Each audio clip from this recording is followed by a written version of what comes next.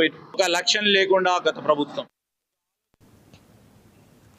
Rajendranagar circle అత్తాపూర్లోని పిస్తా హౌస్లో ఒక వ్యక్తి జ్యూస్ ఆర్డర్ ఇవ్వడంతో అందులో ఈగ వచ్చింది. జ్యూస్లో ఈగ రావడంతో కస్టమర్ యాజమాన్యాన్ని ప్రశ్నించారు. సిబ్బంది నిర్లక్ష్యంగా సమాధానం ఇవ్వడమే కాకుండా కస్టమర్ పట్ల దురుసుగా ప్రవర్తించారు. జ్యూస్లో ఈగను చూపిస్తున్న కస్టమర్ వీడియో ప్రస్తుతం సోషల్ మీడియాలో వైరల్గా మారింది. శుభ్రత పాటించకపోవడం వల్లే ఈ ఘటన జరిగిందని కస్టమర్లు తెలిపారు. అపరిశుభ్రంగా ఉన్న హోటల్స్లో అధికారులు తనిఖీలు చేపట్టాలని కోరుతున్నారు. मॉकटेल में मक्खी अगर नहीं देखते तो खा लेते थे, पी लेते थे। और पूरा खाना खाए बाद में बता दिए तुम, हाँ ऐसा भी निकल जाना पड़ेगा।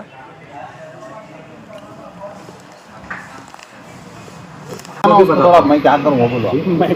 आधा पिए देखो थोड़ा पिया मैं उसमें से मैं क्या करूँ वो बोलो।